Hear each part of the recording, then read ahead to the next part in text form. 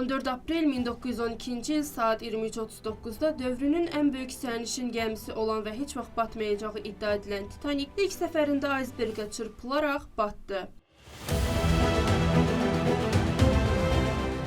İngiltərənin Belfast şəhərindəki Harland və Wolff gəmi qayırma zavodunda inşa edilən gəminin tikintisi 31 mart 1909-cu ildə başlamış və 2 aprel 1912-ci ildə tamamlanmışdır. Titanik 52.310 ton ağırlığında 11 mərtəbəli bina qədər hündür və 4 şəhər bloku uzunluğunda idi.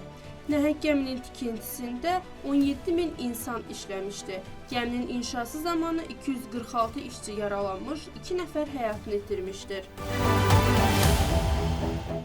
Titanik dizayn edilərkən onun batmasının qarşısını almaq üçün dənizdə baş verə biləcək hər bir ehtimal düşünüldü və demək olar ki, hər ehtimala qarşı tədbir görüldü. Məsələn, gəmi eyni ölçüdə başqa bir gəmi ilə baş-başa toqquşsa belə batmayacaq şəkildə qurulmuşdu. Gəmi aysberqə başqa bucaqdan çırpılsaydı, o kupelərdən biri və ya ikisi su ilə dolacaq və gəmi xilas olacaqdı. Eyni zamanda Titanikdə kifayət qədər xilasedici qayıq da yox idi. Britaniya hökumətinin rəsmi araşdırmasına görə gəmidə təxminən 1316 sərnişin və 885 həyat üzvü olsa da 1178 nəfər tutumlu cəmi 20 xilasedici qayıq var idi. Fəlakətlə bağlı ilk xəbərlər gəlməyə başlayanda White Star Line şirkətinin rəhbəri Philip Franklin, "Biz Titanikə tam güvənirik, biz gəminin tamamilə batmaz olduğunu düşünürük" dedi. Bir neçə saat sonra Franklin yanıldığını etiraf etdi, lakin bu dəfə də Titanikdə bütün sərnişinləri daşımaq üçün kifayət qədər xilasedici qayıq olduğunu iddia etdi və yenə də yanıldı.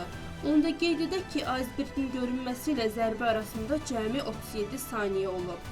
Göyərtədəki 1316 sərnişin və 900 heyət üzvündən yalnız 705 nəfər xilas ola bilmiş, 1514 nəfər həlak olmuşdur.